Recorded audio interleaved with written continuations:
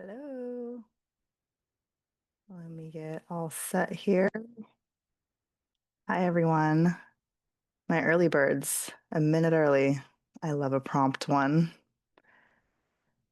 Okay, I'm going to share my screen and get things going here.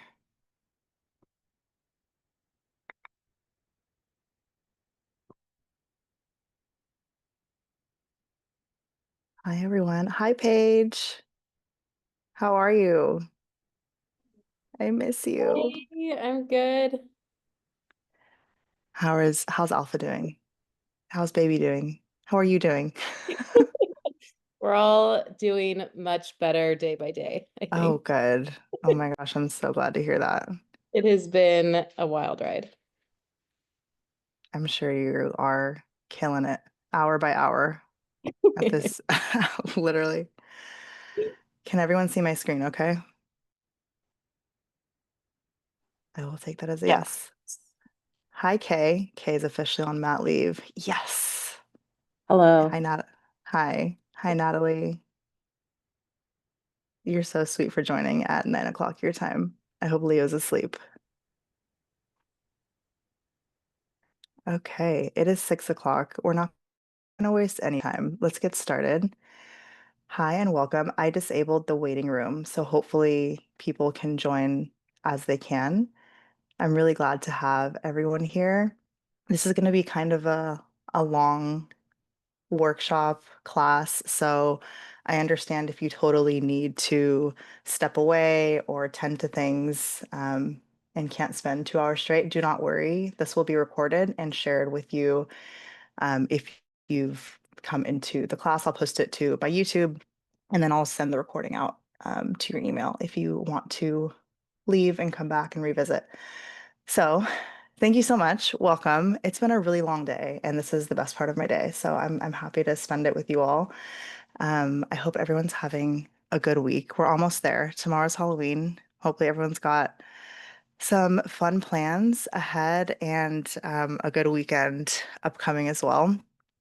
For those of you who don't know me, my name is Janaiah McClure. You've probably found me through my social media or a referral from a friend. Those are always the best compliments I can get. And you're probably here because you want to learn more about sleep training. You don't really know what it is, or you do know what it is. You're intrigued, you're on the fence about it, and you want to learn more about the benefits, the challenges, how it can make an impact in your life and your family's life and your child's life. If you're here, you're attending a very special version of this class. I've done this 3 times, 2 or 3 times before, but this class is special because everyone who's registered will get a early copy of my sleep training guide. It's essentially a lot of the material that we're going to cover today, just in a bit more depth. I have a tendency to be long-winded, so putting it on paper allows me to be as long-winded as I please. And you're all going to get a copy of that sent out later this week. So let's get started. Just some housekeeping. If you all can remain muted, everyone here is already muted, which is great. Um, Before we get started, I would love to know where you're joining from and what you're hoping to get out of today. And I would love to read those aloud so we can get to know each other a little bit. And I am from the Bay Area. Well, I'm not from here, but I've lived here since 2009. Ooh, Canada. Hi, Joanna. Blake, Virginia. Naps, naps, naps. Yes, for sure. Naps are tricky. Bradenton, Florida. Hi, Colleen. Miami. And I would like to get a full night's sleep. Heard, heard, heard, Jennifer. Jennifer is participating in my Moms Who Move challenge, and she's been killing it. Hoping to sleep train my second girl. Yes. Boise, yay, Paige. LA, learn what it's all about. For sure. Okay. Thank you for letting us know where you're from, and I want today to be a good time. Um, Philly, Chicago, Austin, Texas, Compton, Oakland. Saw your post, said expected parents, and she is almost here. I know. Baby girl's almost here.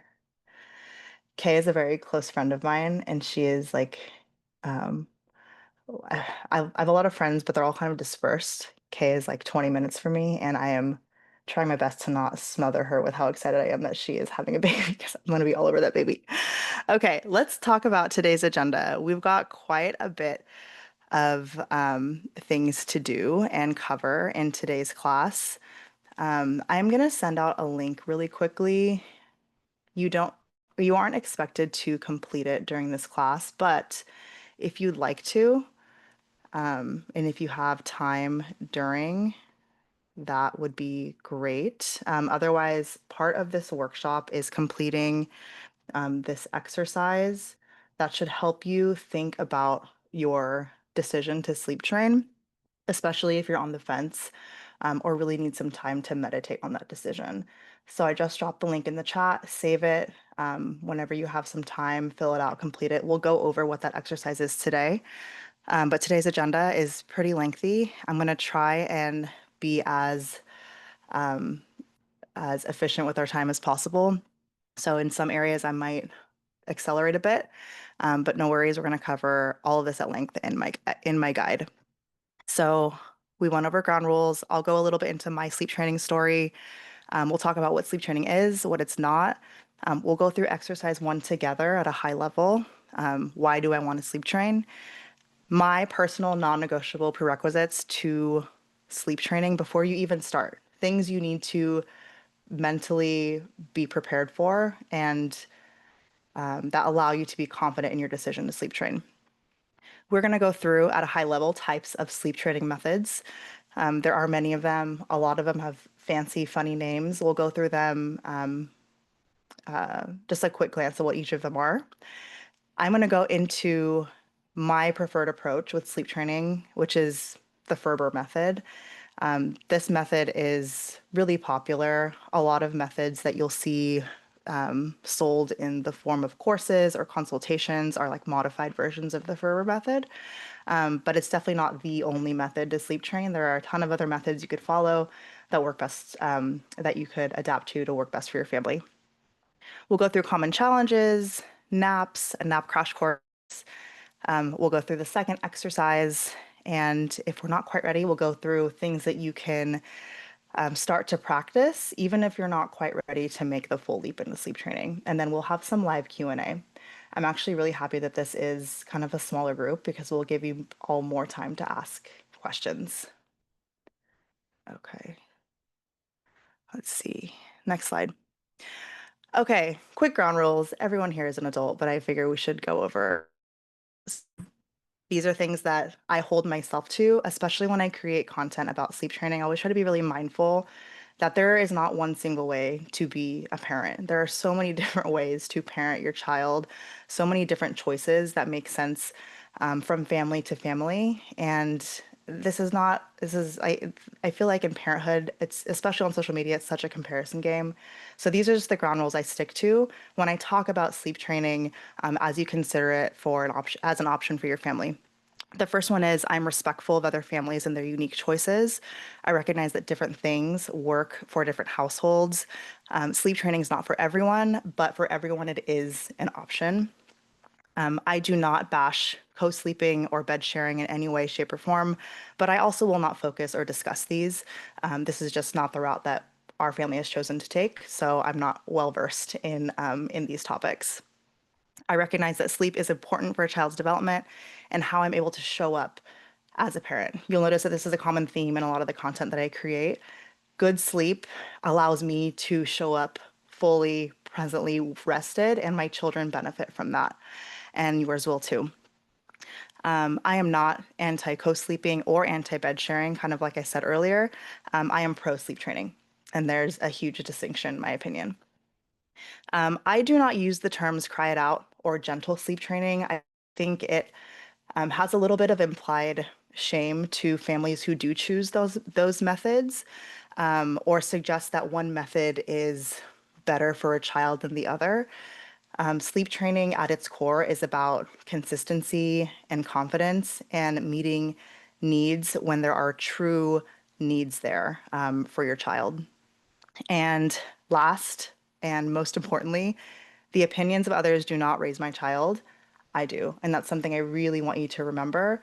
You're going to hear a ton of noise as you're in the early years of parenthood, especially when you're making these really often polarizing decisions for the benefit of your family. So something I really want you to remember as you think about whether this is the right choice for your family.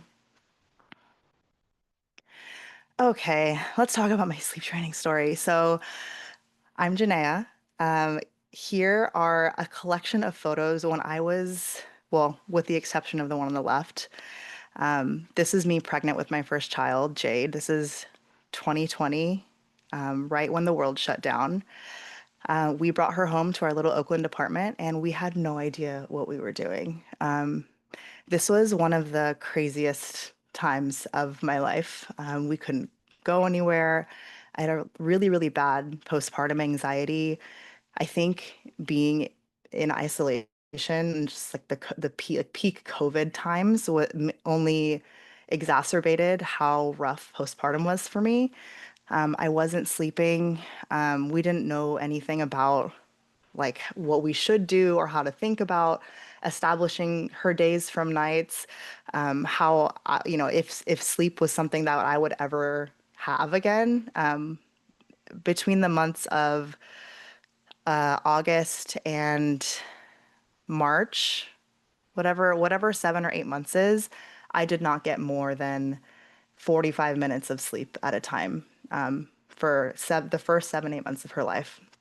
It truly is a form of torture to not have rest. And I was just running on fumes for the early months of her life.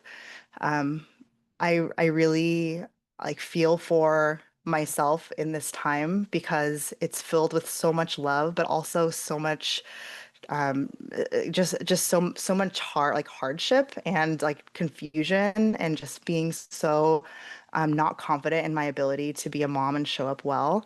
I had a lot of postpartum rage, and the common denominator for all of those things was the fact that I was not sleeping. You'll see here that Jade slept in a little DockATot in our bed, and this is advised as not like a safe option. But this is the only way that we got sleep. She would not sleep in her bassinet. We didn't know anything about sleep training, and so she slept next to me, next to a bed rail, and then my husband was right next to me. And even still, she would wake up every hour on the hour every night. And so it was a really, really hard time. And once we moved into our new home and I went back to work, I got to a point where I was like, I can't do this anymore. I'm at my breaking point.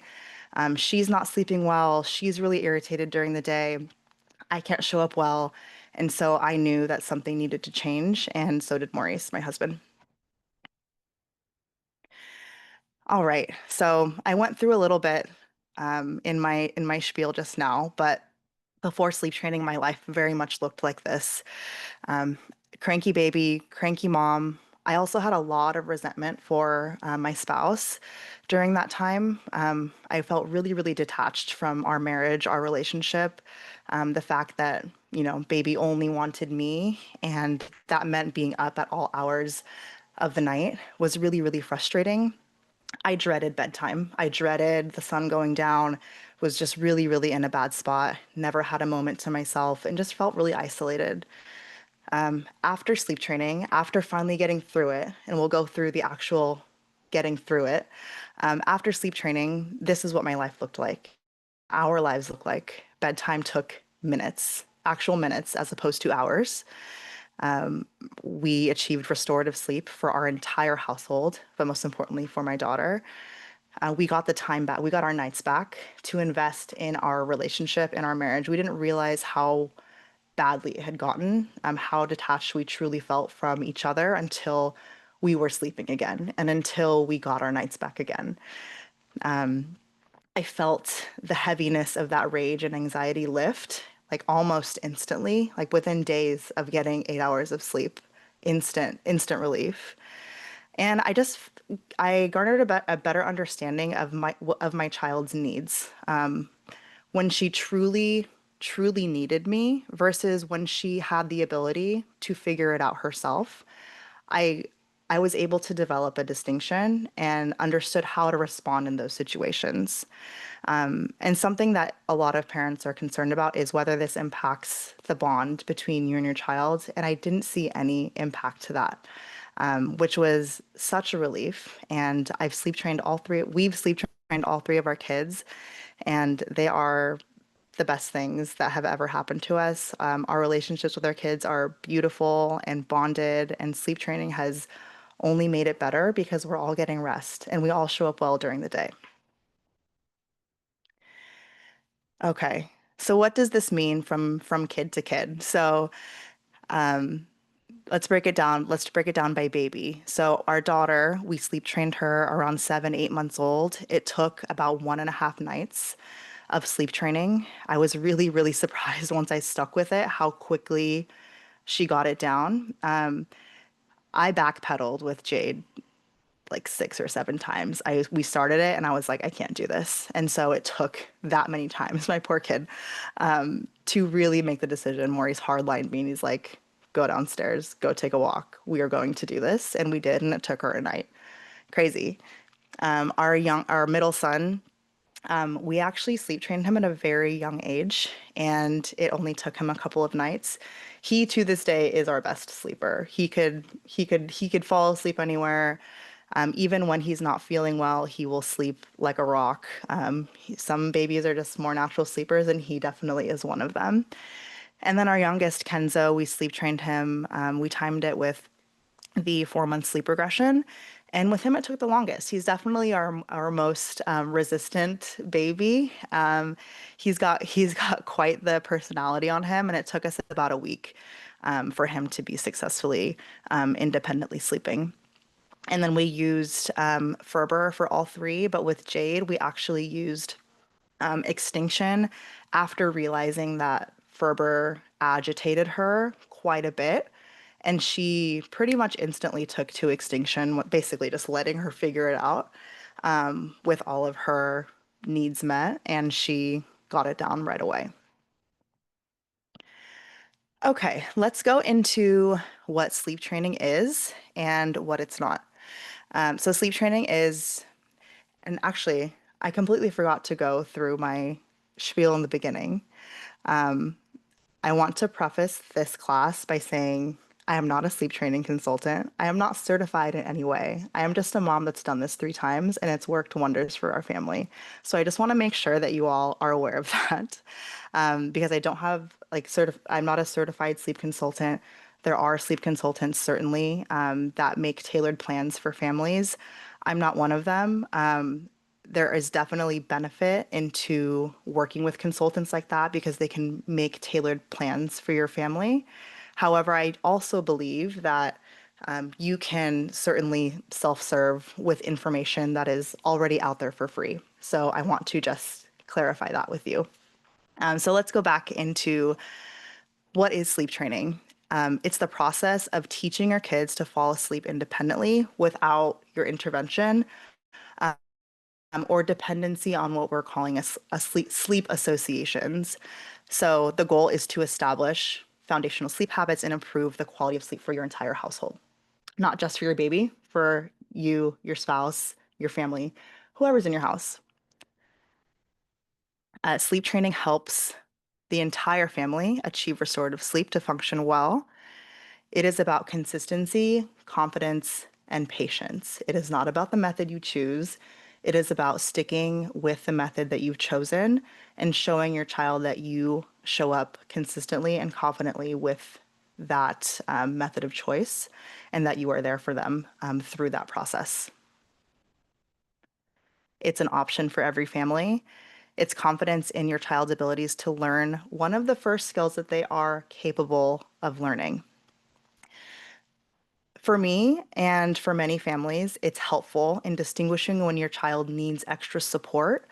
So during things like sleep regressions or sickness or other things that require extra support versus when your baby is capable of independence and getting there themselves.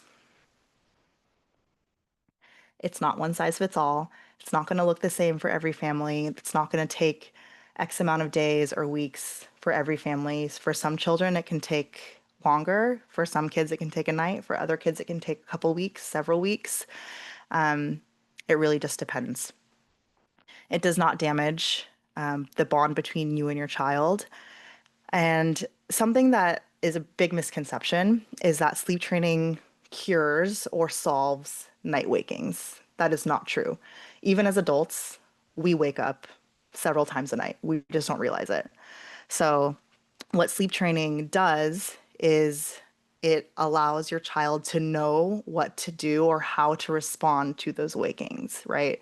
So, normally, if your child's getting to sleep by breastfeeding or rocking, and that's how they get to sleep. The moment they wake up and that thing is not there, they look for that thing, right? And so this is the process of getting them to a point where that thing is them getting themselves back to sleep. They know what to do with that waking, they're confident with that waking, and they can do it without fuss, without issue, and they can get there. So sleep training, it's simply the development of a new skill to use when those wakings happen. It's not just for babies, it's also for toddlers. So if you're here and you've got a baby older than a year old, older than 2 years old, it can certainly be done. I have not had experience sleep training a toddler. However, I do know plenty of women who have and have had success. It takes generally a lot more patience and a lot more consistency on your part.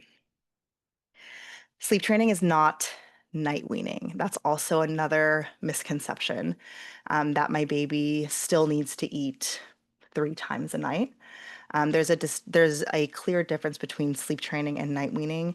You can still sleep train if your child needs to eat at nighttime. It's just about understanding how to separate those two things. Feeding and sleep are generally kind of like this before you go into sleep training, but there's a way to detach those things after which you can successfully achieve independent sleep for your child while maintaining a feeding schedule in the middle of the night if they need one truly. And it's not about age specific readiness, it's about parental readiness. And that's kind of an internal opinion. I know a lot of people say like, oh, don't start until 6 months, don't start until 4 months. While there are things you need to keep in mind with regard to age and readiness, it is more so about your willingness to commit to that you understand the benefit long term that your child's sleep will get for your not only your child, but for how your entire family functions.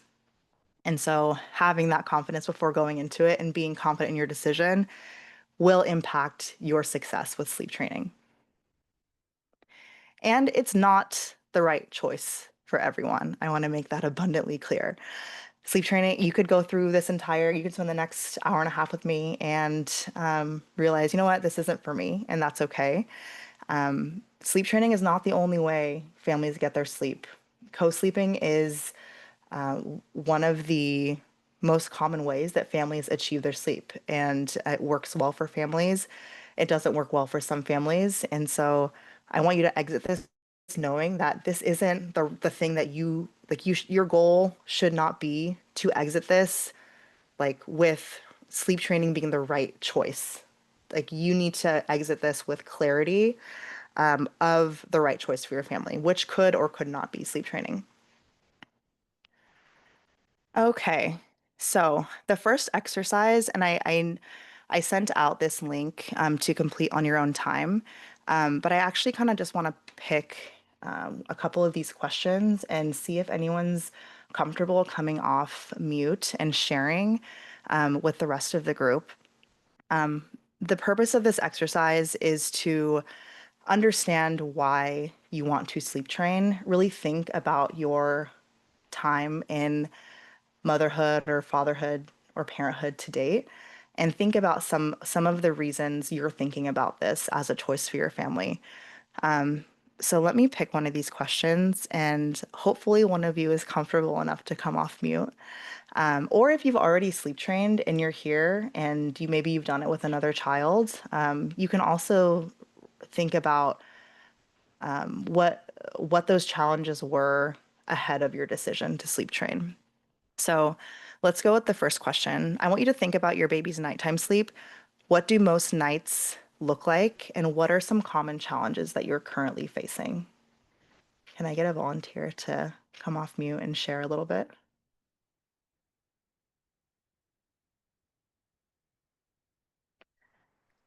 I'll share. Don't be shy. Okay, I don't let me see who is It's talking. Crystal. Who is talking? Hi, Crystal. Oh, there you are. Hi, Crystal. Thank Hi. you for sharing. It's great to meet you. You too. So thinking about my baby's sleep, most nights at bedtime we nurse to sleep. Um, Hmm. because that's just been what we've both been comfortable with. I love doing it. Like as his mom, it brings me joy. And he gets knocked out.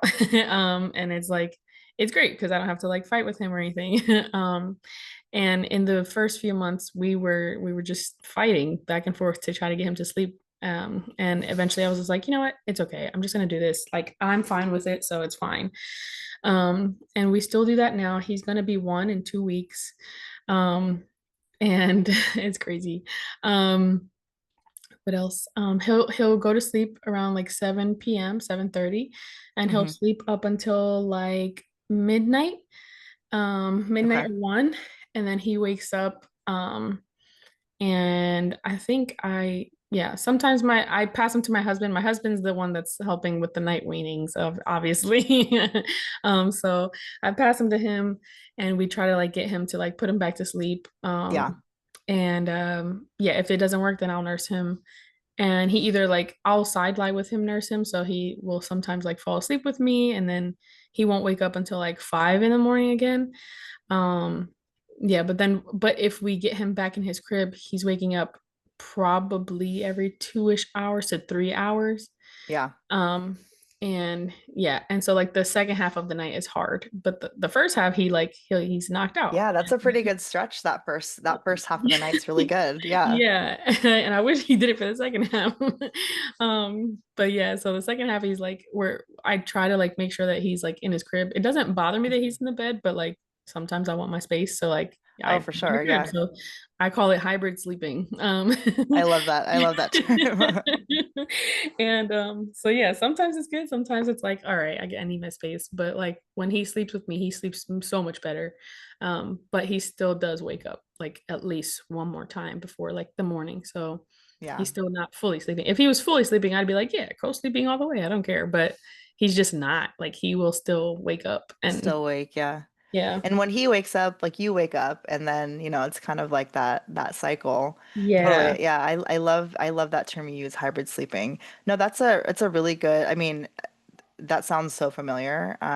It's just that those constant wakings throughout the night, it just makes the night seem way longer than it is. I'm really impressed with that first stretch of sleep, though. It's kind of like, oh, can you carry that to the other half of the night? I know. I'm like, So, what happens? I know. I'm wondering if it's like because he smells me because like my husband and I, we when he So, takes that yeah, first stretch, we like spend our time downstairs and we like we'll eat together, whatever. But once we come into the room, it's like he just knows and I don't he just keeps waking up. totally. Oh, the smell. Yep, that's Yeah. I totally felt that. Well, thank you for sharing that. And that's totally valid. Like the bond that you get from nursing to sleep is just it's one of my favorite things that I've done with Yeah. my kids. It's so special, especially in those early months. And two things can be true. Like you could love that, but you also recognize that, okay, I need to start getting not choppy sleep throughout my nights. So I really appreciate you for sharing that. Let's go on to another question. I'd love to take one more volunteer. Let's talk about naps. Think about your baby's daytime sleep. What do naps look like, and what are common challenges that someone faces for nap time? Anybody would like to share? I want to turn down my brightness. I feel like I'm super overexposed here. Anyone want to tell me about how naps are going and what challenges that you're facing? I can go. Hey, Brianna, how are you? Hi, I'm good. Good. So it just is like 8 months, and every nap has to be like a contact nap. And like Mm-hmm. if it's a contact nap, then it's a long nap. But if he naps just like in his crib alone, it's like maybe like 30 minutes, 40 Yeah, minutes. And it's just very like aggressive and he doesn't want to go to sleep. And yeah. So, and I also nurse to sleep. So yeah, that's for naps too. So it's been definitely. kind of hard. Yeah, those contact apps are so tough because it's like they're so special, but then you're just kind of stuck for a Yeah. while. And you're like, For oh, like like what do I two, do? three I'm hours. And you're scrolling. like, Yeah. exactly. So yeah. No, totally. No, I totally get that. And it's frustrating because you're like, man, you can sleep so well on me and then sleep for 30 minutes in your crib. That's kind of frustrating. So I know how you feel. Let's do one more question. Um, let's do this last one. So, obviously, an outcome of sleep training is your baby will benefit from longer stretches of sleep and be able to get themselves back to sleep for all wakings, naps, and nights independently. Besides that, what are some outcomes on the other side of sleep training that you have longed for or that you miss or that you would like to see your family benefit from? I would love to hear a handful of those from somebody. I'm excited to watch TV, a show that I want to watch with my husband again. Yes. Which shows do you like to watch together, Paige? Love Island. We didn't get to watch Love is Blind because Oh no. in the room. So yeah, looking forward to getting back to Oh it. yeah. Yes. Those nights with your spouse are so special and you're like, "Oh man." And when you have them again after having a baby, it's almost like even more special because you kind of get to just sit with each other knowing that your baby is okay and like reconnect at the end of a long day. If it makes you feel better, this season of Love is Blind was trash. So you did no rush to watch it. Yeah, Kay's a big Love Island fan too. Thank you for sharing that. And like I I know that a lot of people can feel like focusing on those things can feel very selfish, but those are really important parts of how your family functions. Like your relationship is still very important. Your marriage is still very important. And sleep training can be a tool that allows you to get some of that much needed invested time back into those important dynamics that make your family function well. So I always like to make sure that you're recognizing those not as selfish things, but as things that feed and fulfill your family. So once you do this exercise at length on your own, I've sent the link in the chat.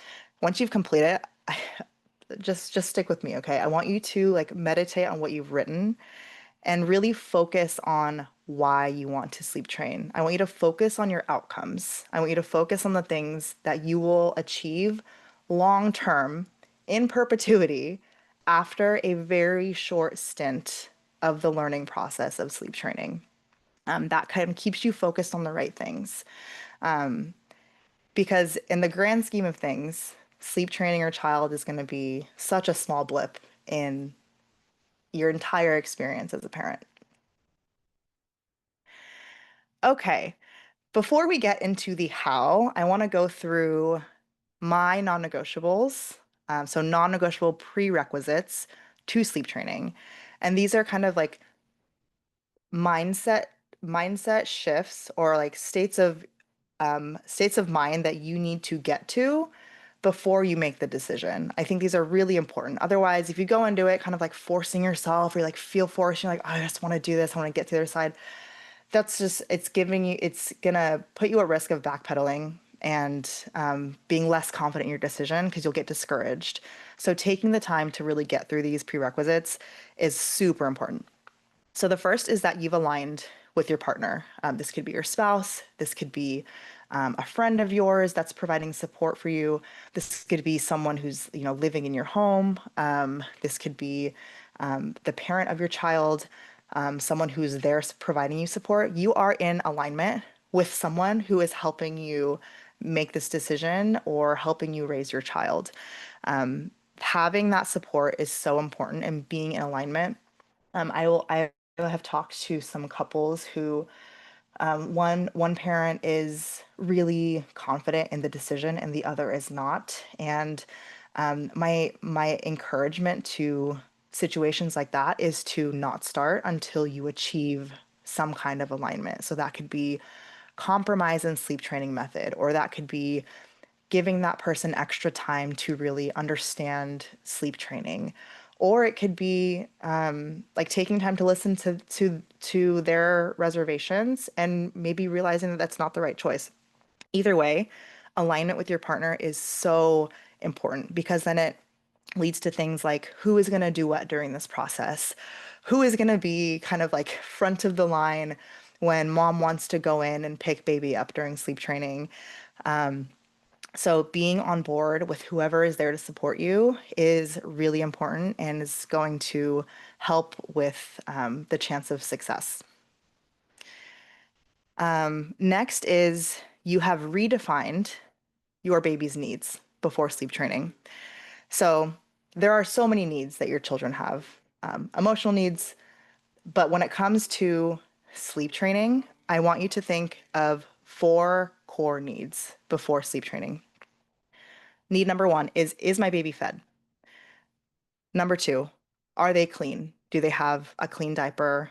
Have they, whatever you consider clean, have they taken a bath? Have they gone through their night routine? Is my baby well? So when I say well, are they not ill? So they are healthy. They're not sick. They're not running a fever. They're otherwise well. And are they safe? Are they in a safe sleeping environment to be sleep trained? So if you can answer yes to all of these needs, then I want you to think about this. Your baby is not crying because of these things. They are crying because it is new, it's change, and they don't like it very much. Like that's just the reality of it.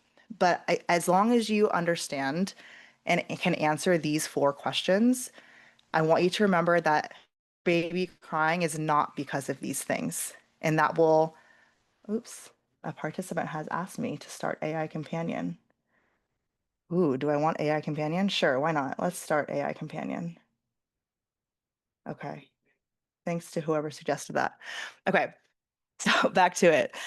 Um, if you can ask yourself these questions before going into it, the night 1, and you continue asking yourself those questions, it'll help you distinguish between um, needs met, so I shouldn't go in there because I know the needs are met versus not. Um, because we believe that our children are capable of learning these new things, even if they don't like the change. And this can be said about so many things that they're going to go through, right? So many things in life that they're going to go through. And sleep is one of those first skills that we can really do this with. Okay. A little bit more on this topic. As well as redefining needs, you are reframing crying as a resistance to change.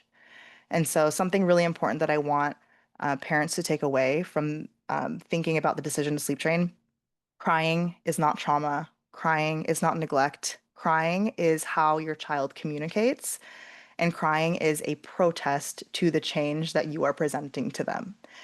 And it's not easy. It is really, really hard to hear your baby cry. It's really hard. Like women, especially, we have like a visceral reaction to hearing our children cry. It's really hard. We don't like it. We don't want it to happen. We want to immediately go in and comfort. But I want you to remember that this is their way of communicating. This is their way of saying, Mom, I hate this. I don't like this. Why are we doing this? But remember, those 4 needs, as long as their core needs are met, we can give ourselves permission to give them a chance to learn that they are capable of getting themselves to sleep. And that crying is part of the process. It is part of the process.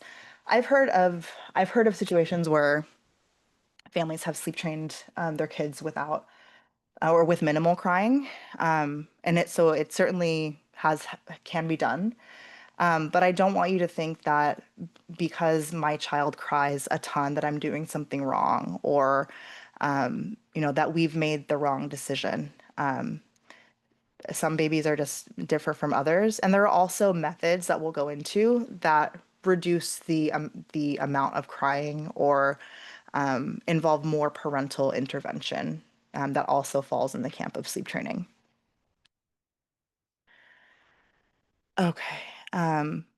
Next, non-negotiable. You know it'll be hard, but you are confident in your decision. You're not on the fence, and you don't feel forced. I cannot tell y'all how many DMs I get from women who say, "Okay, you're forcing me to do this. You've convinced me to do this. Like you are, fine, I'm gonna do this." And like if I hear any type of suggestion that, they feel forced or they're forcing themselves, I say, do not sleep train. You're not ready. You are not ready. I need you to take more time to think about this because the only thing that can make it make it worse is not having confidence in your decision. So if you have that confidence, you're not on the fence, and you know something needs to change, then you are ready. Okay, this is a good segue into types of sleep training methods. I'm not going to go into each of these in super detail, but we'll go into just how these differ from method to method.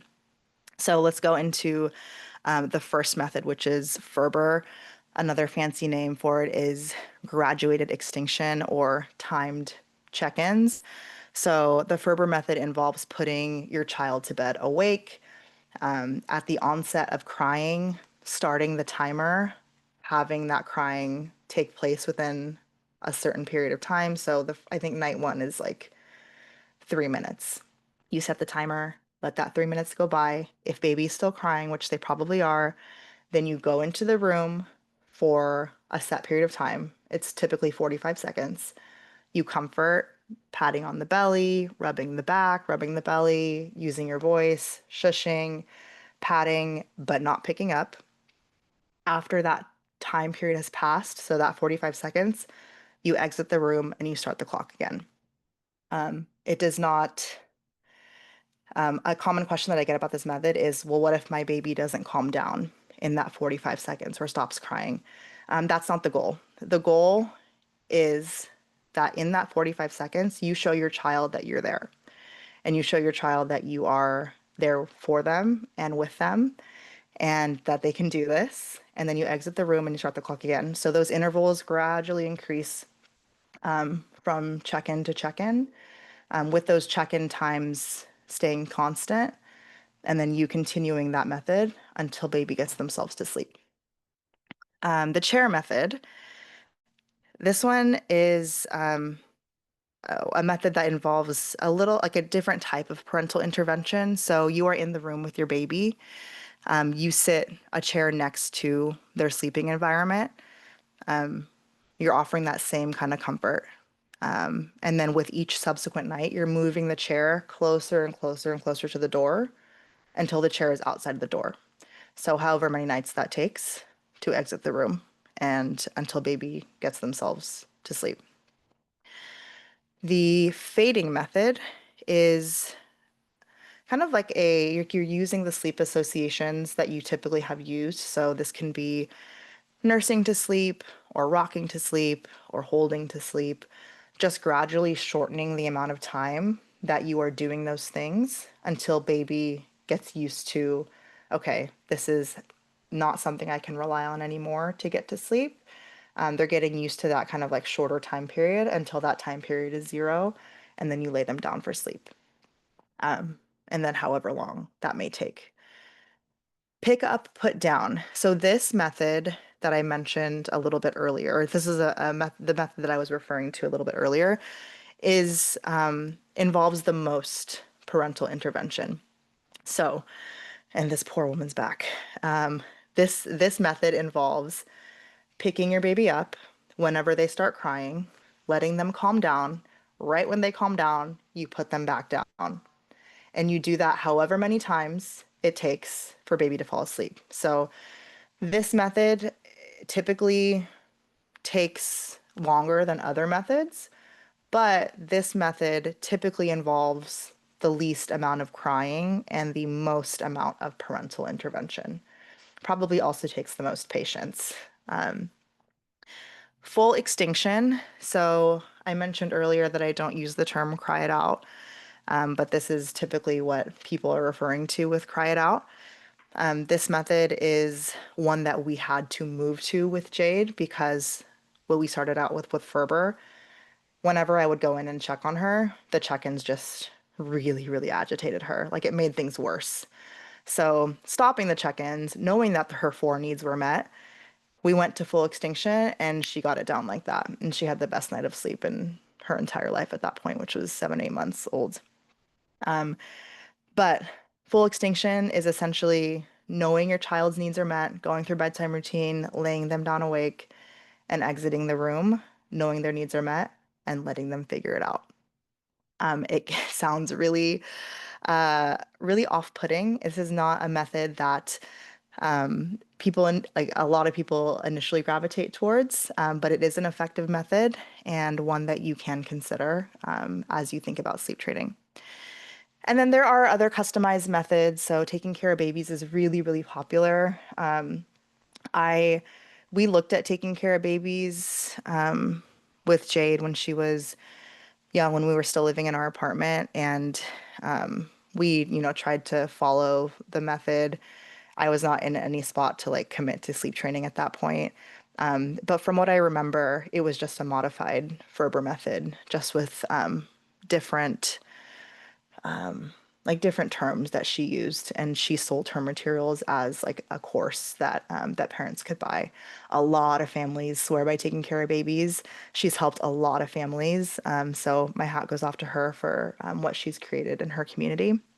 And like I said, there are also other sleep training plans and tailored plans that you can get through like a sleep consultant that you work with one-on-one, that might recommend a method to you or like really work with you on things like wake windows and adjusting naps and understanding like what's impacting baby's sleep on a really on a just like on a different level. So that one-on-one support some families can find really helpful. And if if you're wondering why I put a picture of oranges here, it's because it's taking care of babies, like care of oranges. Okay, let's continue. Okay, let's get to the good stuff, the stuff you've been waiting for.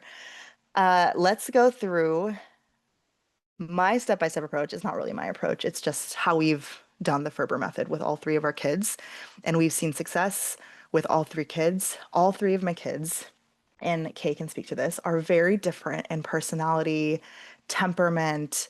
Some of my kids are way louder than the other.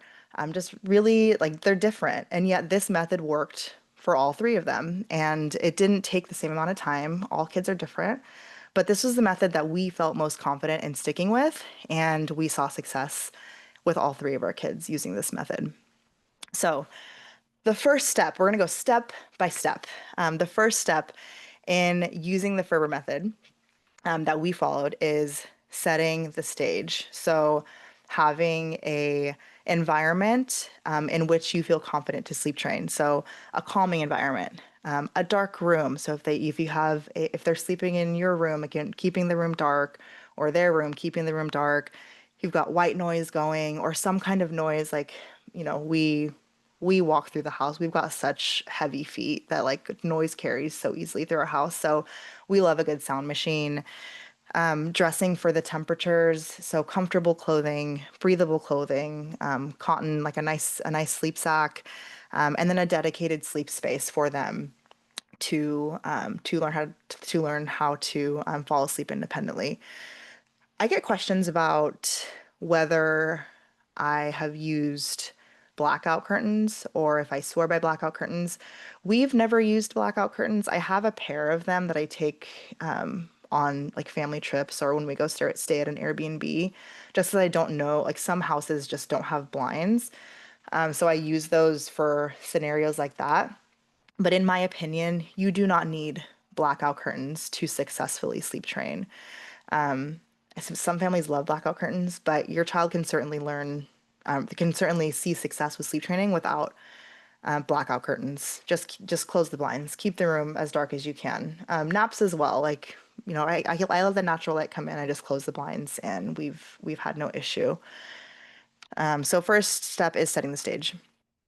The next, which we went over in our prereqs, is ensuring those four needs are met. You have confidence that you can answer yes to all of those questions. Baby is fed, clean, healthy, and safe. And I get the question too, like how close to bedtime do you do a last bottle? And it's a good question. I think so long as you are giving baby their last bottle to the point where they're like not late enough so they're starting to get a little drowsy or fall asleep. Nothing wrong with that, but if your goal is to achieve like fully independent sleep, try to do that last feeding a little bit earlier in that like last stretch of being awake, that last wake window. All right, the third step, laying down wide awake. So your baby, they know bedtime is coming. And I know that starting out, like you may want to do this a little more not wide awake, so a little more drowsy. But the goal is eventually to do this wide awake. That way, they know that they can get themselves to sleep even in their most awake state. So the reason this is important is because it addresses those dependencies pretty effectively. So if you're rocking baby to like their eyes are basically closed and then you're laying them down and you start sleep training, um, while there's nothing wrong with that, like that might present a little bit more time that it takes to successfully sleep train because they're still kind of experiencing that dependency or that sleep association. So laying down wide awake. And here's where we get to the meat of it. So you lay baby down wide awake. Sound machine's going, room is dark. Baby's like, okay, I'm here. Um, so a couple things are gonna happen. First thing, baby goes to sleep right away, which is great. That's probably not gonna happen. Um, Second thing is they go to sleep and then they wake up crying. That's pretty common. Or the third situation is they start crying right away. At the onset of crying, you've already exited the room. When baby starts crying, you start the clock. So you have a timer on your cell phone, stopwatch, whatever it might be. You start the clock. And I want you to follow this chart. Okay, so you're starting day one. When baby starts crying, you set the timer. 3 minutes. Longest 3 minutes of your life. I want you to do whatever you need to do to get through those 3 minutes. If you got a friend on speed dial, you're talking to someone, like have someone on call for like to provide you emotional support during those 3 minutes. After the 3 minutes, if baby's still crying, which they probably are, you enter the room, you comfort them for 45 seconds.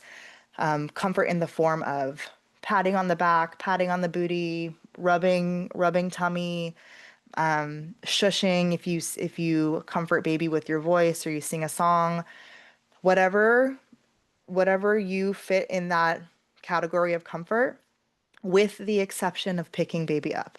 We don't pick baby up for this method, okay? After that 45 seconds, so you're gonna have your timer with you, it's gonna be attached to your hip. After that 45 seconds, you exit the room, even if baby's still crying. Remember that this is about showing them that you are there through this process and that you are going to come back, that you're seeing them through it, and you're giving them the space to learn how to get themselves down independently. If baby's not crying, we don't start the clock. Don't give yourself a reason to go in there when you don't need one, okay? So don't start the clock, you stop the clock, okay?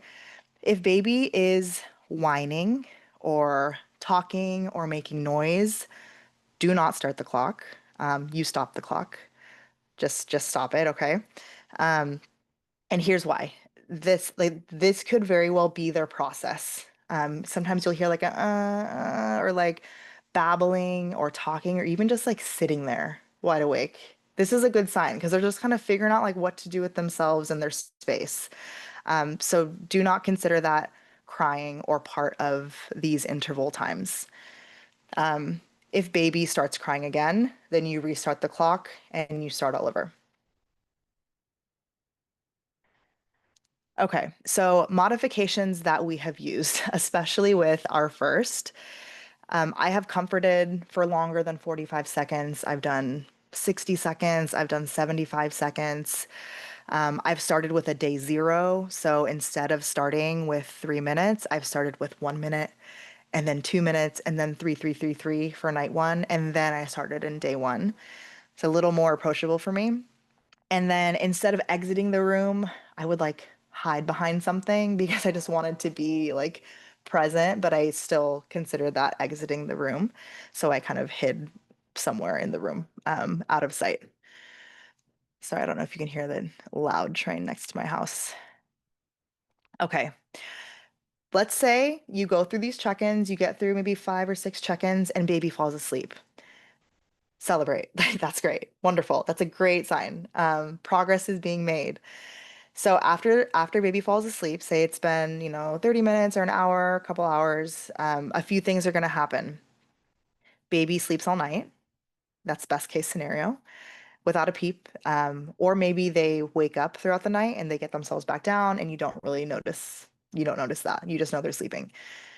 Second scenario, they wake up a few times. Oh, I just said that. They wake up a few times and they get themselves back to sleep. So maybe you're downstairs watching baby monitor. You notice that baby wakes up and then is immediately back asleep a few minutes later. Or baby has a night waking, full-blown crying, um, and is inconsolable, and it's 2 a.m. and you're like, crap, what do I do? So let's assume the worst, that this scenario happens, okay? So if baby wakes up, you go back to this process and you start all over again for whatever night you're on. So let's say you're on night one. You start this again, first check 3, 5, 10, 10, 10, 10.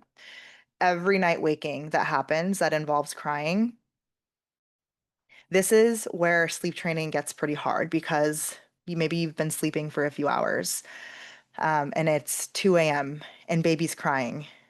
This is probably one of the most challenging parts about sleep training because you really just want to get back to sleep. You want to get baby back to sleep.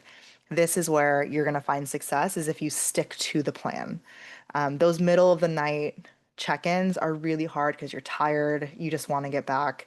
But I encourage you that if this is the decision for you, stick through it. Like success is found in the night wakings, and the night wakings are what's really challenging about uh, learning independent sleep. Okay, I'm gonna take a sip of my drink real quick. So what you see on the screen here are some of the most common questions that I've gotten from families sleep training. I don't want to go through all of them, but I actually would like to know if there are any questions on this screen that you would like me to go through at length. And feel free to either type them in the chat or come off mute and call out which one you'd like me to go over. And we'll pick a handful of them and go through them together. For me, definitely do I need to wean before I sleep train? Room sharing, what if we're room sharing? And then what if my baby is sitting up? He does that every time he wakes up. Oh yes. No, yeah, good call. Yeah, let's go through weaning. We haven't talked too much about that. So here's how I approach weaning. Um, a lot of families will tell me I cannot sleep train because my child still eats like four or five times a night.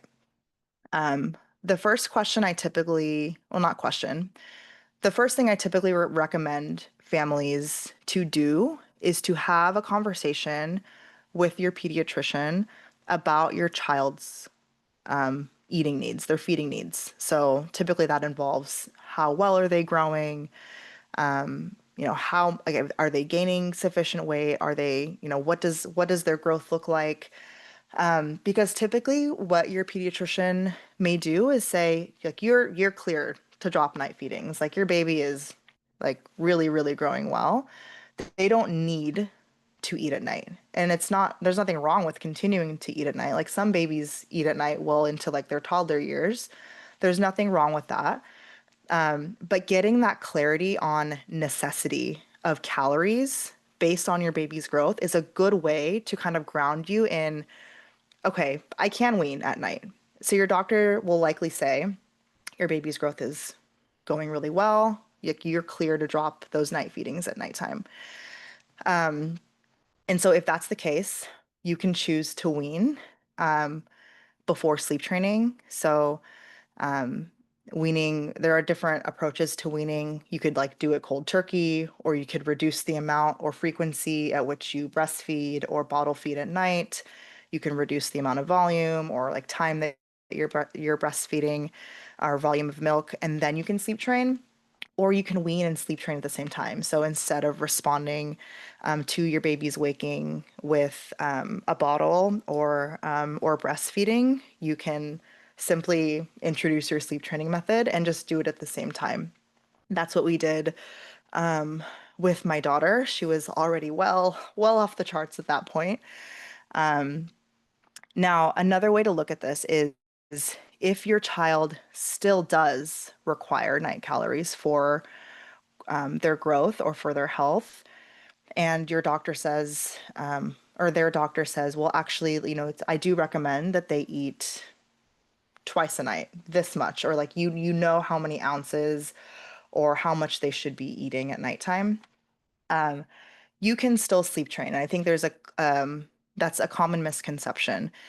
And the way that you do this, so the way that you sleep train while also keeping those recommendations and adhering to them is you feed baby on a schedule. So if your baby goes to bed at 8 o'clock and they're supposed to eat, twice a night, I want you to pick two times in the middle of the night. So let's say midnight and 4 a.m. If those scheduled feedings are at midnight and 4 a.m., then you feed your baby at midnight and 4 a.m. So any wakings that happen outside of those scheduled times, that is not a time to respond with feeding them back to sleep. There's a difference between scheduled feeds and feeding baby back to sleep, if that makes sense. So if baby wakes before midnight, then you respond with your sleep training method of choice. If you're getting to a point where, okay, it's midnight, like let's do a feeding. I know it sounds like that may cause some confusion. And if it feels like that, you can certainly wait until baby is fully weaned or you're at a spot where they can be weaned of their night feeds, if that makes sleep training a little more clear, but it's definitely not a requirement to sleep train. What was another one? Sharing a room. We're going to go into sharing a room in another slide, so I'll save that one. Sitting up. What if baby is standing or sitting up? That was one that you called out as well. This is hard. This is so hard, and it's really it's really overwhelming because you're like, okay, now I have to go in and lay baby back down. That's actually something I recommend that you do not do if you are certain on your decision to sleep train. This like the process of themselves getting themselves to sleep includes getting themselves back to a horizontal position. So if they're sitting up, or if like say they're 9 months old and older and they're like starting to pull up, we got to give them a chance to get themselves back down. And I know that can sound a little bit scary because, oh, like what if they fall backwards and get a bonk on the head? That has happened with us. I promise you that that they will be okay. We need to give them a chance to develop a little bit of spatial awareness. If we respond to them pulling up by entering the room and laying them back down every single time that happens, this tells them that every time I pull up, mommy is gonna come in or dad's gonna come in. So we got to give them a chance to develop a little bit of spatial awareness, get themselves back on their bum, let them like fall over and get themselves back on the mattress. It's one of the more frustrating like milestones to hit because like when they realize that they can do it, they just do it all the time, and then they're like, "Oh crap, I don't know what to do." But I encourage you to give them a chance to develop that awareness and get themselves back down as part of the sleep training process. Um, okay, Catherine is looking at the traveling question. Let's see, do I have a travel? Okay, what do I do when I travel or visit family? So, um, Catherine, real quick, if you're comfortable coming off mute or typing in the chat, is this a question about um like say like they are already sleep trained and they're, kind of used to their environment, they sleep independently in their environment, or is this during the sleep training process that I'm traveling? Um, so this would be more so towards they're already sleep trained, but whenever we travel Yeah. or are somewhere else, they are not sleep trained at all. Yeah, totally. Yeah, this is hard.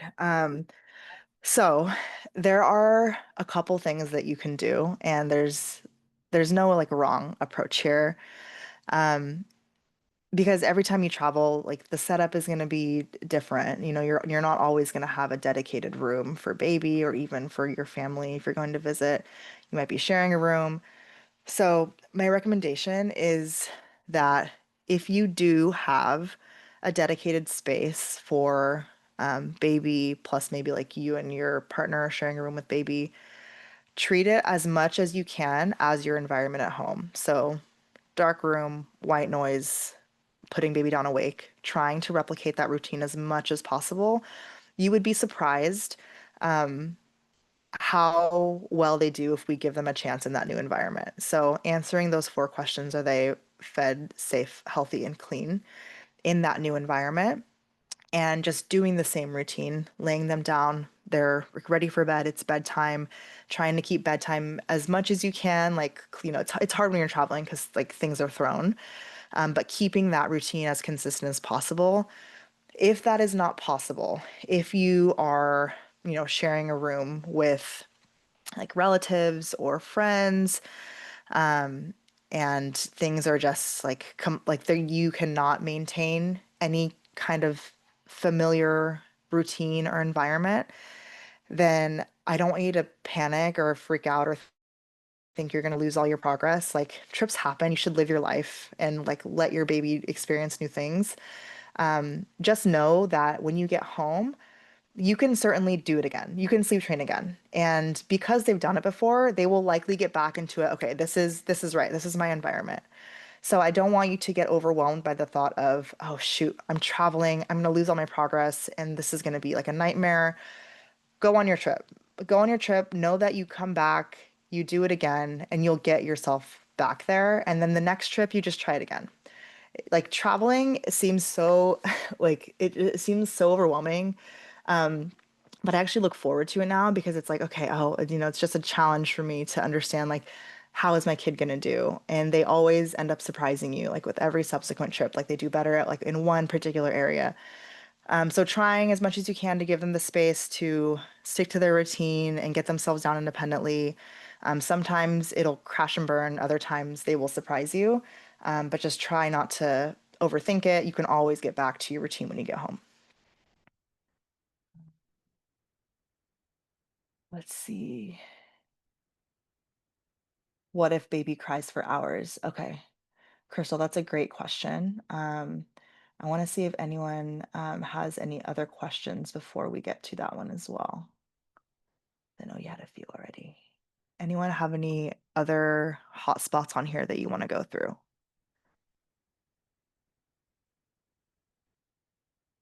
No, it's good. Yeah, I love that you're asking all the questions. We take advantage. Okay. Yeah, let's go through that one. So what if my baby cries for hours? Some babies are going to be more stubborn than others. I will tell you all this now. And I want you to ground yourself back in those four questions. Fed, clean, healthy, safe. However, if you get to a point where it is causing you a lot of undue anxiety, like you're really, really in a bad spot, it is okay. It is okay to stop. Okay. It is okay to stop and you try again the next night. There is no shame in that. I've done it a million times. Like it is okay to stop. Um, it is unlikely that you will see, I don't know what you were referring to in terms of hours, like 2 hours, that could certainly happen. As babies get older, like into toddlerhood, they are definitely more persistent. So it will take more time.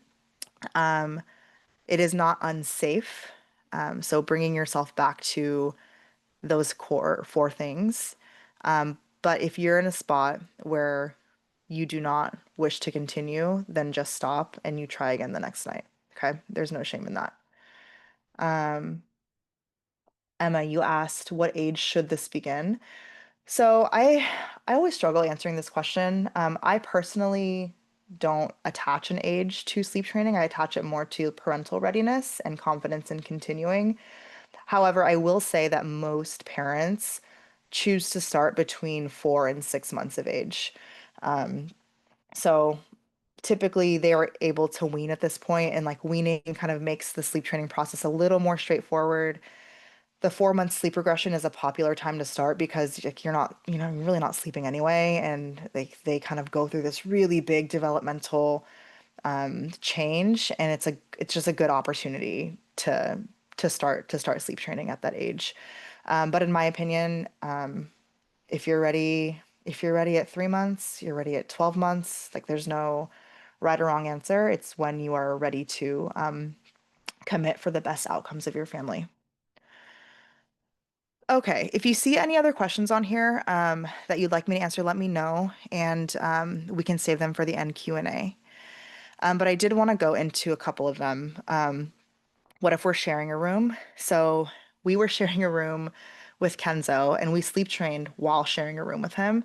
And it was the first time that we had ever done this. So he was sleeping in our master bedroom.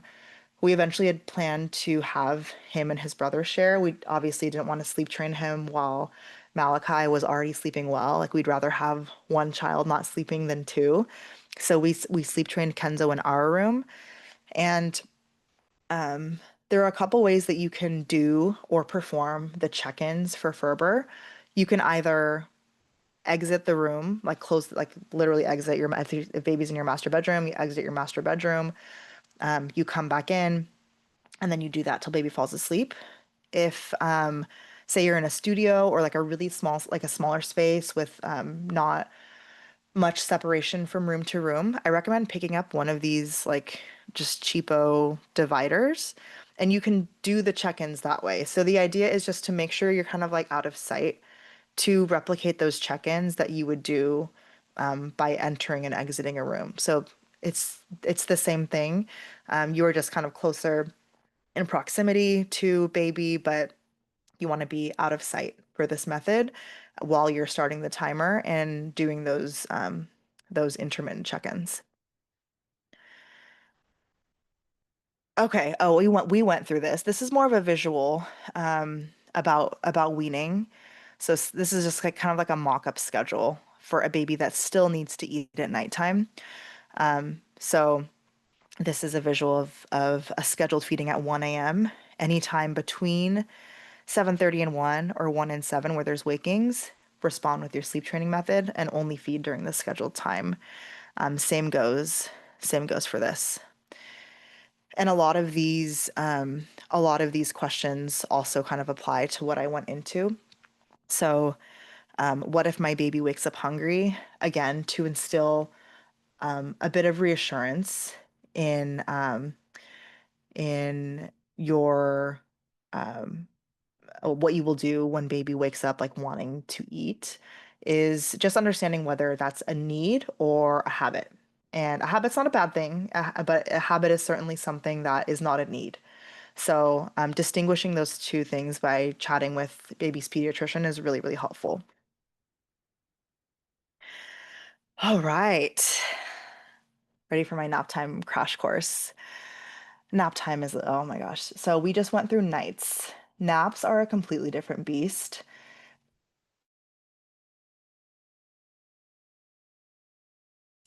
And naps are going to take a while in most cases. And you just got to know that one day they're just going to get it. And you're going to be like, wow, that took forever. That took a million naps to get right. And I don't want you to get discouraged when it takes a million naps to get right. Like, be encouraged that there is always going to be another nap to practice. Like, there's always another nap.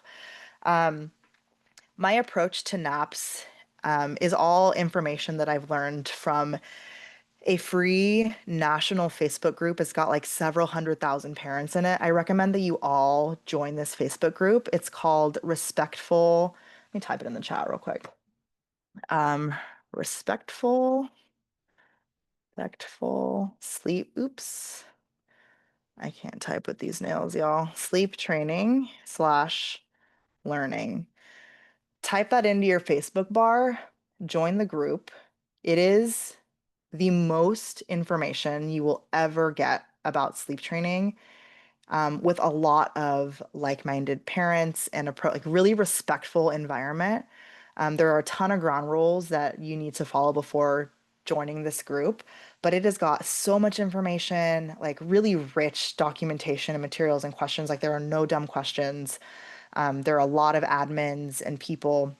Oh, thank you, Natalie, that are a part of that group.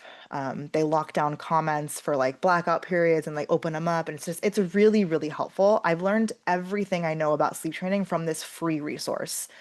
So if you're willing to kind of do the legwork yourself and learning like literally so deep into every method that I went over in like 20 seconds, join this group. It will have everything you will ever need. And everything I've learned about naps is from this group, because naps are really frustrating. But just to lay a little bit of context with our family, before we sleep trained Jade for nap time, our naps looked like this.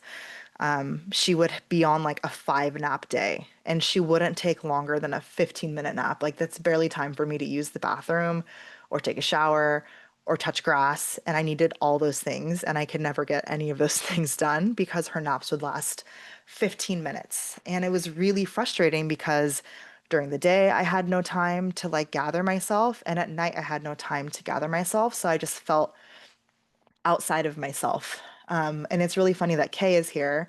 So Kay is one of my best friends. And something that she said, I'm not putting out a spot or anything. Something that she said has always stuck with me, like during like those early months of postpartum and after being out of it. She told me like during those months, like you were just a shell of yourself, and no truer words have ever been spoken. And like nap time was a big part of that. Like I had no time to put back into myself or just feel rested or good. And daytime sleep really contributed to that. Nap time is not that girl. After we sleep trained for naps and had the patience to like get through it and figure it out, her days looked like this. Nap one would be 2 hours, nap two would be an hour and a half, and then nap three was a cat nap. Like, wow, what was I doing? What did I do with all that time? 2 hours. It was such a change for me.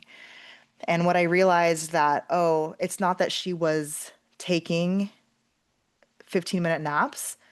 It was that I wasn't giving her a chance to connect her sleep cycles. I wasn't giving her a chance to figure out how to, when she popped her little eyes open, that there was going to be some time it took for her to fall back asleep. And we just didn't know that we had to give her that chance. So let's talk through naps. Okay.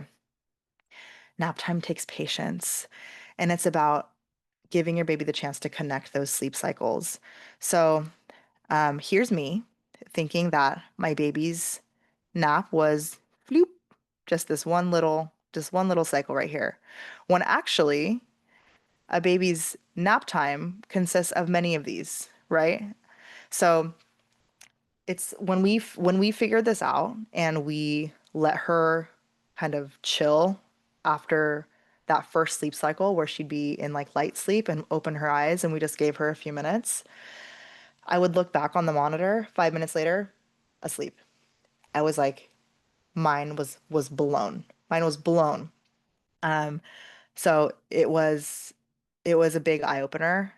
It sounds a little more simple than it is, and we'll go into kind of how to get there. Because like those cycles between deep and light sleep also come with like the equivalent of like a night waking, and then what to do during daytime sleep when that happens. So let's talk about a nap time crash course. So it's naps are hard. Daytime sleep is hard because you don't have like nighttime is you're down for the night. Whereas with naps, you're still in the daytime. Baby still needs sleep, but we don't have the luxury of letting, going for hours to do those interval check-ins because we want to avoid baby getting overtired. If baby gets a little too overtired during the daytime, what does that do? It affects nighttime sleep, and we don't want that to happen. So this is where nap time takes a little bit of patience. This is our strategy for nap time. So same thing as nighttime. You go into the nursery or wherever your baby's sleeping, you do a very quick routine, sleep sack, sound machine, make the room dark, blah, blah, blah. Lay baby down awake. And then remember those three things those one of three things will happen. Baby falls asleep right away. Lovely. They fall asleep and then they wake up, or they immediately start crying. If crying happens, so if this is the first time you're doing this, it's likely going to be the case. Then you do the same approach. You do the same method. You do the same Ferber method, or whatever sleep training method that you've chosen for nighttime, you can do for daytime. So the only difference, because remember, this is daytime sleep, the only difference is after having used your sleep training method for a half hour and baby is still not asleep, then you do what's called rescuing the nap. And this is kind of like a silly term, but what it means is like you call it. We don't want to go on after 30 minutes. You go in and you do whatever you need to do to get baby to sleep. Sleep trumps being overtired. So you can contact nap, you can breastfeed to sleep, you can rock to sleep, rescue the nap after 30 minutes.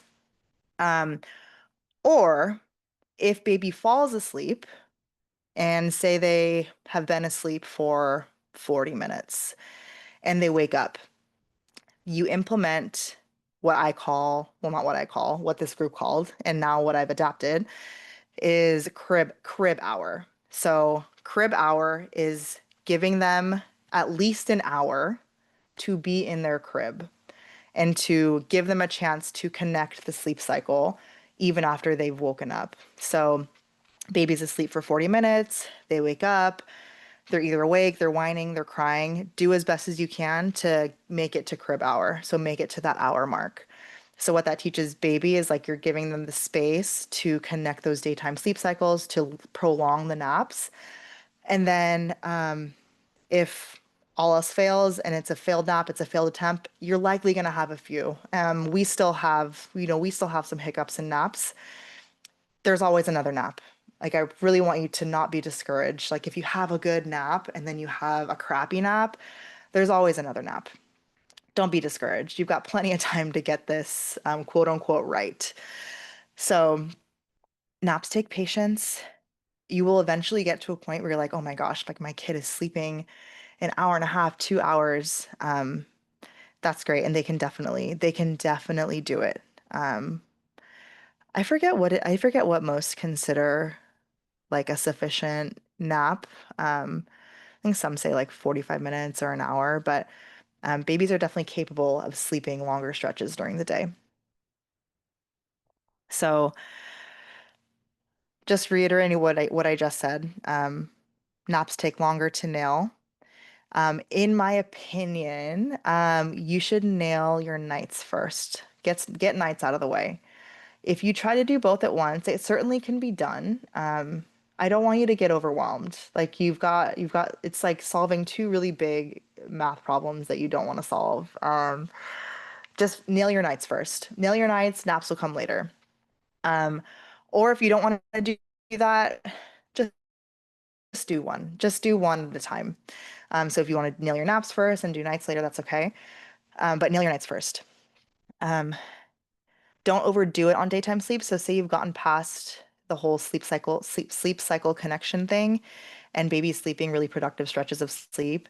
Try to cap your naps at 2 hours. Otherwise, you'll get to a point where the amount of daytime sleep starts to impact nighttime sleep. They'll wake up like really be wired, like ready to play because they've gotten so much sleep allocated to the daytime. So try to cap your naps at 2 hours as much as you can.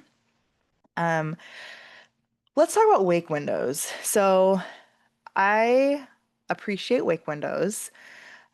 We followed them religiously with Jade. What I found for me, and I feel like a lot of people have way healthier relationships with wake windows. I would be obsessed, like obsessive, unhealthily obsessive with wake windows to a point where I like really tried to over-engineer my child. Um, Whereas now I am really paying attention to sleepy cues over wake windows because your baby's ability to stay awake for longer periods of time, they will tell you like it will naturally happen. And every baby is different. So you're gonna see like recommended wake windows by age. And while that might be like a helpful guide, try not to like try not to over fixate on that because I don't want to give you any undue anxiety. So things that you can pay attention to that might be a little more intuitive is sleepy cues. So blank stares or like a nice yawn, rubbing of the eyes. Like those are like, glossy eyes. Those are good sleepy cues that, okay, baby is getting ready to be prepared to go to take a nap. So looking at that over like a wake window. There's nothing wrong with following wake windows. Just me personally, I have a tendency to overthink things, and so that was just eventually did not. It was eventually not a helpful tool for me. Pay attention to your last nap. So if you have a target bedtime of say 7:30, you want to make sure that your baby wakes up from the and like you want to keep that consistent bedtime, plus or minus 30 minutes or so. Just pay attention to that last nap timing. If your last nap is a cat nap, maybe ending your nap, of course, spaced by age, if you know how long your baby typically can stay awake. So ending that last nap at like 5 or 4:30 or maybe even like 4 o'clock, 3:30 based on their age, will definitely impact the pressure to fall asleep at nighttime. So if like your baby is waking up from their last nap at 6 and your bedtime is 7, that's definitely going to be a hard time to get to sleep because like, they've only been awake for an hour and they want to party and we want to let them get their energy out. So and then again, there will always be another nap. Don't get discouraged by naps. There will always be another one, and eventually you will see success with your consistency. All right. We're making great time, by the way. This is great. Let's go through our second exercise. So this is going to be similar to the first one.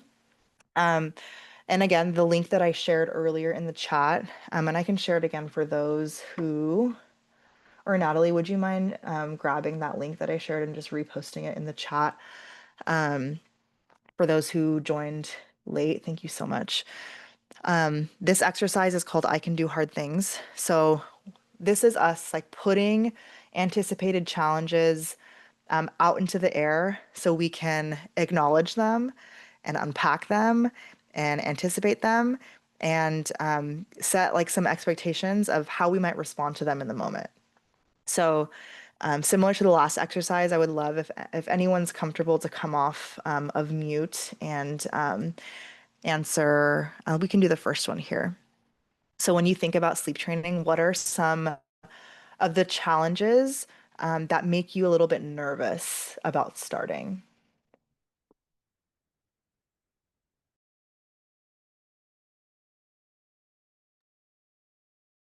I could share. Sure, Catherine, let's go. Um, Thank you. yeah, I think now for my current challenge is waking the other sibling.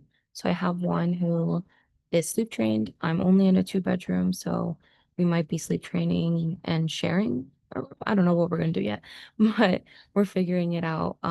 But we don't want her crying to wake up her brother. So kind of that challenge in a smaller apartment where we know the cries can be heard in the other room.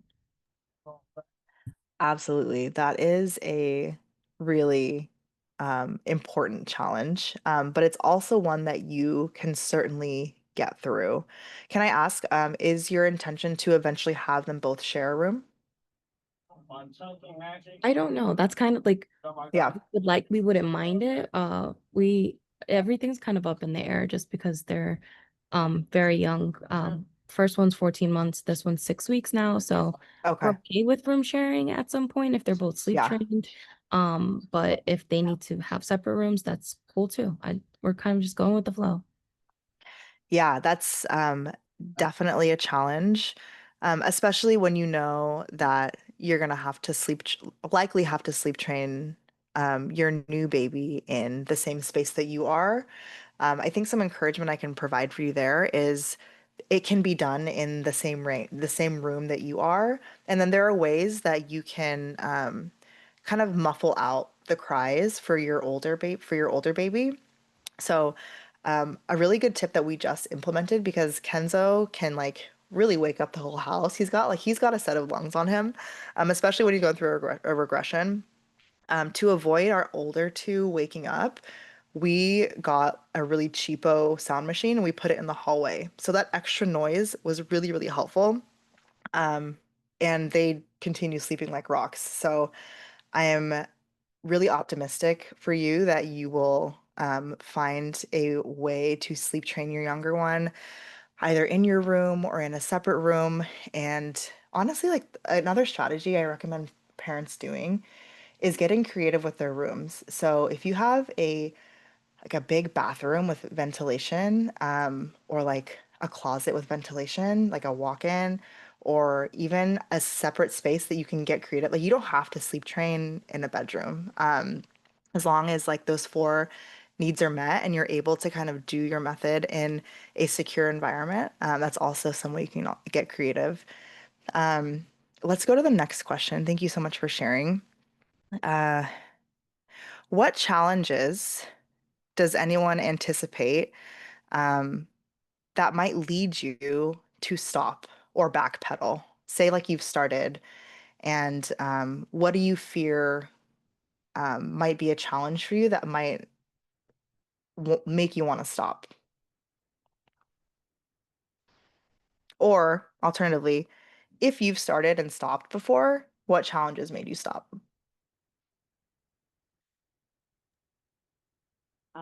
For me, it was like, I don't know. I guess I wasn't like I was committed, and then we got him down by himself, and then at like 4 a.m. when he woke up, I like breastfed him to sleep and cuddled him back in the bed, and then I Oh, kept doing that, totally.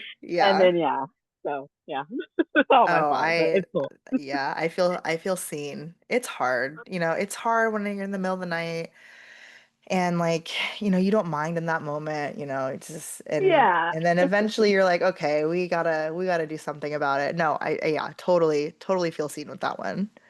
Catherine also says in the chat, family's opinion. Yeah, that's so hard. It's so hard. That like really resonates. We're very fortunate that like my mom and my mother-in-law have been like very kind of zip in terms of our parenting decisions. My mom has shared with me that so I have a younger brother. We're 16 years apart, and I was like off to college when he was a baby. And she wanted to kind of let him cry in his crib, and she had like my grandma was living with her, and she just felt really shamed about any kind of decision that she would make about my brother, to the point where like she was just like, fine, I will appease the opinions of everyone around me, and she like really deeply regrets it. And yeah, it's so hard, especially when you love your family so much and you respect their opinion. Um, but I encourage you to just remember that their opinion, like people's opinions when it comes to your children, are like currency in a country that doesn't exist anymore. Like it's just not, it just holds no value. Like I mean, it doesn't not like it doesn't not hold value, but your choices trump all. Um, so just keep that in mind. All right, let's do the last question. So, if you're thinking about these like challenges like these, what support strategies do you think would help you stay consistent and prevent backpedaling in the moment? So, say you're like sitting outside the door, waiting to go in. What kind of support systems or things might help you in that moment that maybe you hadn't thought of before?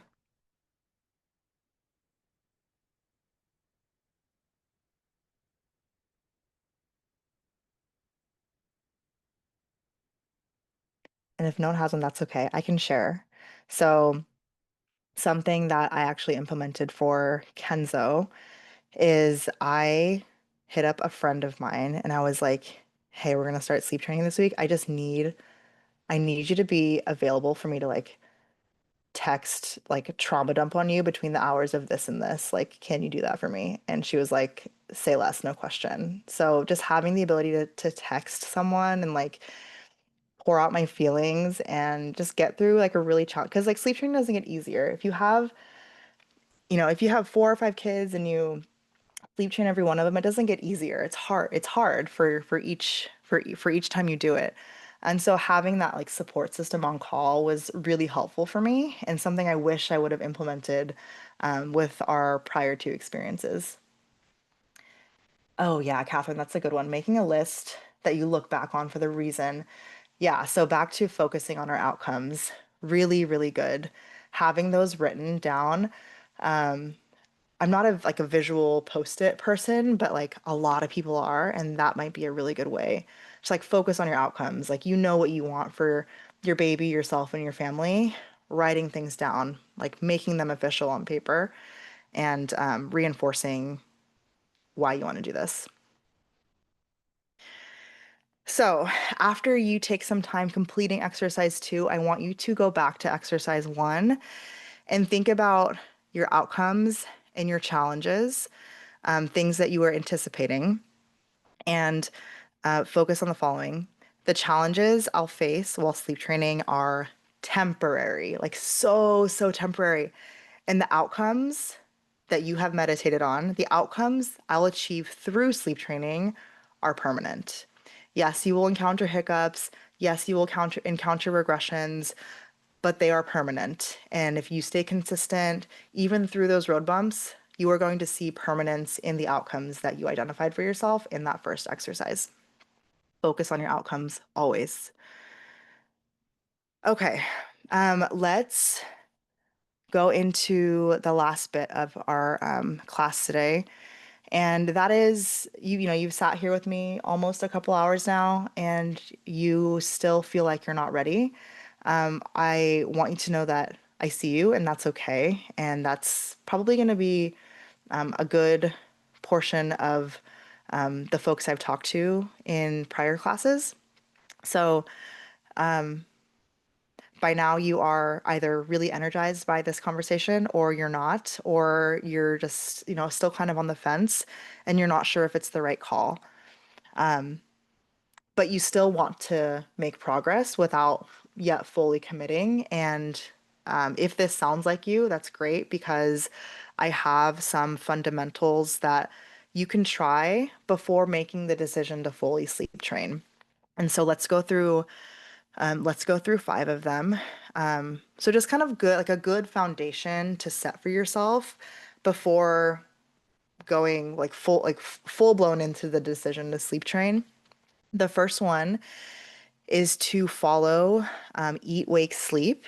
So if you are thinking about sleep training but you're not ready yet, and you know that, say you are in the situation where you're feeding to sleep. So this was me and my daughter. I fed her to sleep for every nap, every night. I was literally like, my boobies were at her disposal, like they were hers. So if you want to address this or start working on it, you can follow Eat, Wake, Sleep. So the strategy is you switch feedings from before bedtime or nap time to when they first wake up. So baby is nice and awake, nice and hungry. You're completely switching what you're doing on its, like flipping what you're doing on its head and moving the feedings to the most awake time. And what this does is it ensures baby is getting like really full feedings. They're wide awake. They're more productive when they're eating, and they're not using like the feeding process to as like as also as a way to fall asleep. So slowly shifting to eat wake sleep is generally really helpful, a helpful starting point. The second is to lay baby down drowsy. So I know we talked a lot about laying them down wide awake. You certainly don't need to start that way. If you're wanting to start, say, naps, but laying baby down wide awake is a little bit jarring for you, you can rock or breastfeed until baby gets a little bit sleepy, and then try transferring baby to crib, and then like having their little eyes closed and like starting to at least get them in a spot where they're laying down and the last thing they see is like themselves just laying in their sleep environment, and they're not like on your boob, or um they're not being rocked. So that's a good kind of introductory way to get them to get themselves to sleep independently. Excuse me. Um, Number three is giving them a chance. So if you're not comfortable with like 3 minutes, but maybe you're comfortable with like 30 seconds, that's still a win. Like start there. Give them give them 30 seconds at a time, like 30 seconds of crying when you know all their needs are met, and see how you do with that. Naps in the crib. So you can start by if baby is not yet sleeping in their own sleep environment, at nighttime especially, then you can start introducing them to that environment during the daytime. So you can do 1 or 2 naps in the crib or pack and play or wherever you are thinking about sleep training them, and starting that during the day, or like starting half of their nap there and then finishing with a contact nap, starting to introduce them to that environment. Um, and then the fifth thing you can also try is starting your nights in the crib. So if you co-sleep, when you're thinking about sleep training, you can start your nights in the crib. Like maybe they do, you know, a couple hours in the crib and they do just fine. They wake up, and you bring them to your bed, like totally fine. Like start there. Like you can start getting them used to that environment, for a couple hours at a time, or at least part of the night, to start. Okay. Let's go to live Q&A. Thank you for sitting there and listening to me talk for an hour and 42 minutes. I think we'll spend the next 10 or 15 minutes going through live questions. Um, I know that there are some in the chat, so if you want to ask a question, maybe raise your hand. There's a little like raise hand react thing in Zoom. Otherwise, I'll go through the chat and start there. Let's see.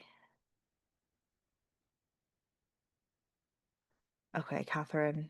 Oh, there's two Catherines here. Catherine M and Catherine H. Catherine H, thank you for your question. Let's read it out loud. Do you use the Ferber method if they wake and you try the crib hour and they start crying? My baby naps 20 minutes, even though he's sleeping pretty well at night and connecting his sleeps.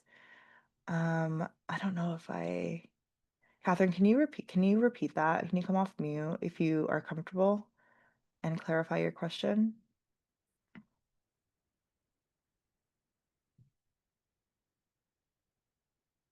If not, that's okay. Um, you try the crib hour, they start crying. Oh, I see. Okay, now I understand. I'm sorry, I just had to stare at that for a minute. So it's really up to your comfort level. If the crying is super intense and you think the check-ins would help, then you can.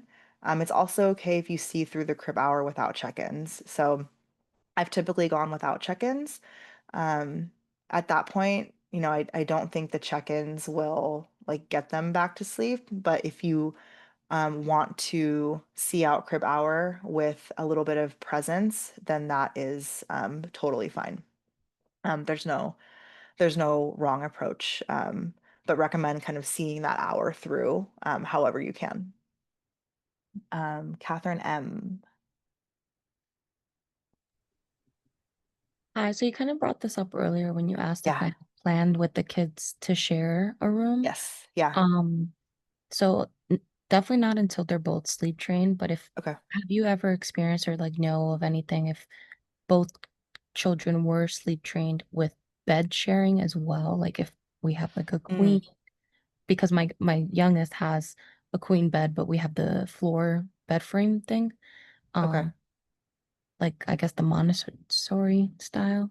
Um, so we're thinking if they're both sleep trained, if they would They still would be share together. Montessori bed in the same room. Yeah. Like any Sorry, I think my experience. internet is unstable. Can you, just to clarify, so are you asking that, have I heard of situations where two siblings are bed sharing but are both sleep trained? Is that Yes, like right? any, yeah, or any experience with that. I don't have experience with that, but it can certainly be done. Honestly, like my opinion on that is if two siblings who are sleep trained can sleep in the same room, which is what we are doing. So our boys share a room, and they're obviously both in different sleep spaces.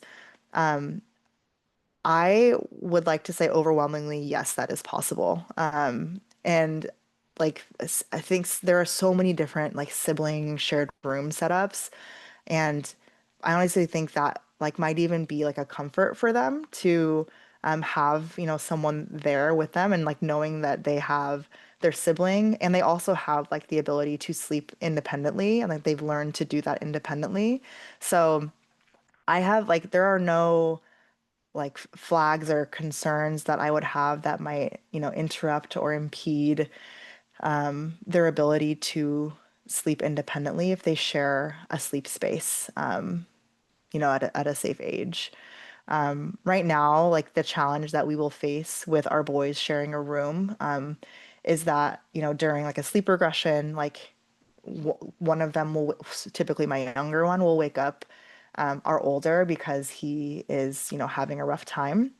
And so that might disrupt our older son's sleep. But that's just kind of part of the experience of sharing a room. Like it's so funny. You're gonna see them develop like a very special like relationship. Like they'll talk to each other, like they'll goof off a little bit, and then they'll eventually like fall asleep and they'll have kind of their routine. So I think that's a really special setup that you are thinking of having them have or do in the situation that you described. Okay. Any other Yeah. questions? I think Erin dropped, but I really appreciate her words. Okay. Well, if there are no other questions, I want to thank everyone for spending time with me, especially those not on Pacific time. Um, I'm really impressed that you are still awake and engaged. Um, like, thank you for the opportunity to do this. As you can tell, I this is something that I like really geek out about. Um, And like I talk about it so much because it has been one of the most challenging parts of parenthood for me so far. And if I can, and I just know that there are so many women that are probably going through the same thing, like dads, like men too, but there are so many benefits to choosing sleep for your family.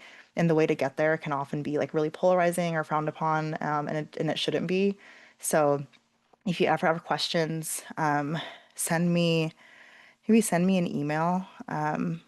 You'll probably see my email on the registration link. If it's not, then I'll include it kind of in the follow-up. I'm going to send out the presentation, and then you have the link for the download, and then I will send each of you a download for my guide shortly. Thank you so much, and have a great rest of your night. Bye. Thank you.